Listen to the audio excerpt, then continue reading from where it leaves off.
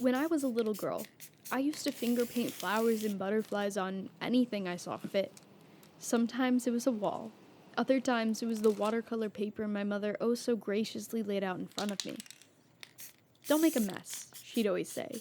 Yet, every time it left me confused because how can art not be messy? Art is meant to lead you out of your comfort zone. It's a material that calls you to experiment and take risks. Quite literally, it's the only unknown I know not to fear because in reality, anything can be art.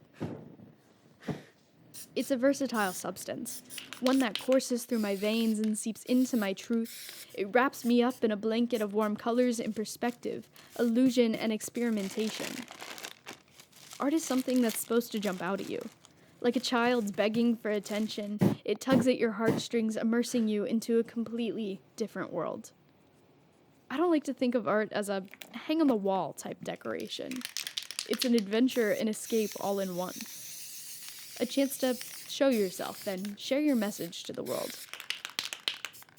Like trusting the process, you need to trust your gut and let it guide you into building your own abstract universe. It's always the first step. First color, first stroke, first move, first decision that gears you into this motion.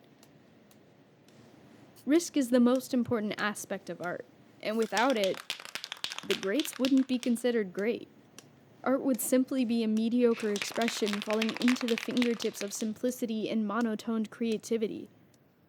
Its purpose is to diversify the world with harmonious creations that complement each other, not copy each other. In the process, anything can go wrong.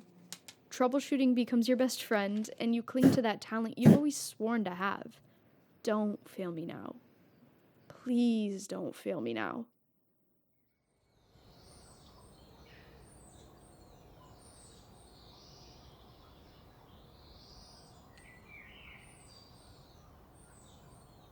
It's okay to be selfish.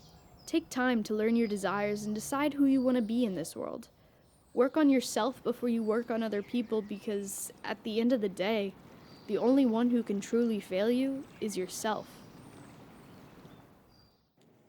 It can be hard to accept success. I know your mind is your worst critic because it is for me too, but what you think is trash is probably someone's treasure somewhere else in the universe, so just appreciate the fact that you tried. When I was a little girl, I used to be afraid of heights. Maybe it was the fall that would scare me or the fear of embarrassment from my peers, but one thing I could never run from was my drive. I had a determination like no other, and oftentimes I caught myself in a bind between taking that leap or settling for ordinary. And each time, I jumped higher and higher, breaking my boundaries and soaring towards my goals. My mother would always tell me, "Don't look back. You're not going that way. Don't worry about the kids who taunt you, because one day, you will become their leader. They will no longer laugh in your presence, and they will eventually come to admire the success you've set out to achieve. Remember that all good things take time, and practice really does make perfect.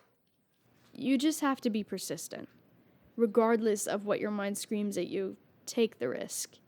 And don't be afraid to disappoint, because outside of your comfort zone is where your wings will grow. To live a creative life, we must lose our fear of being wrong. We must let ourselves think outside the box and understand that our imaginations will never cease to fail us.